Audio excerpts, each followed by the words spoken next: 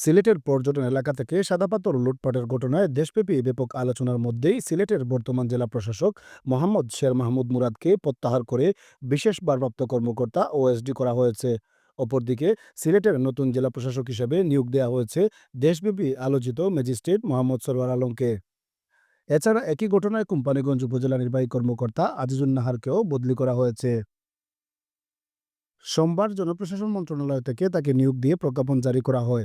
জনপ্রশাসন মন্ত্রণালয়ের মাঠ প্রশাসন ২ শাখা থেকে উপসচিব আমিনুল ইসলাম স্বাক্ষরিত প্রজ্ঞাপন থেকে এই তথ্য জানা গেছে।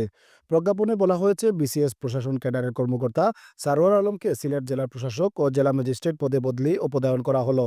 সরোয়ার আলম বর্তমানে প্রবাসী কল্যাণ ও বৈদেশিক কর্মসংস্থান মন্ত্রণালয়ে সিনিয়র সহকারী সচিব হিসেবে দায়িত্ব পালন করছেন। এদিকে সোমবার জনপ্রশাসন মন্ত্রণালয় থেকে অপর এক প্রজ্ঞাপনে মোহাম্মদ শের মাহবুব মুরাদকে ওই মন্ত্রণালয়ের বিশেষ ভারপ্রাপ্ত কর্মকর্তা ওএসডি করা হয়। সড়ক পরিবহন ও মহাসড়ক বিভাগের উপসচিব শের মাহবুব মুরাদকে গত বছরের 10 সেপ্টেম্বর জনপ্রশাসন মন্ত্রণালয় এক প্রজ্ঞাপনে সিলেটের জেলা প্রশাসক হিসেবে নিয়োগ দেওয়া হয়। সারোয়ার আলম এর আগে ভ্রাম্যমাণ আদালতে দুর্নীতি, ভেজাল বিরোধী অভিযান এবং দায়িত্বশীল কর্মকাণ্ডের জন্য ব্যাপক প্রশংসা পেয়েছিলেন। পরে হাসিনার ফ্যাসিস্ট সরকারের আমলে তাকে এই দায়িত্ব থেকে সরিয়ে দিলে ব্যাপক সমালোচনা হয়। ১৯৮৩ সালে তার শিক্ষাজীবন শুরু হয় বাড়ির পাশের ইসমাইল মেমোরিয়াল সরকারি প্রাথমিক বিদ্যালয় থেকে। ১৯৯৩ সালে পাকুন্দিয়া পাইলট উচ্চ বিদ্যালয়, বর্তমানে পাকুন্দিয়া সরকারি উচ্চ বিদ্যালয় থেকে এসএসসি পরীক্ষায় প্রথম বিভাগ পেয়ে ভর্তি হয় কিশোরগঞ্জ গুরুদয়াল সরকারি কলেজে।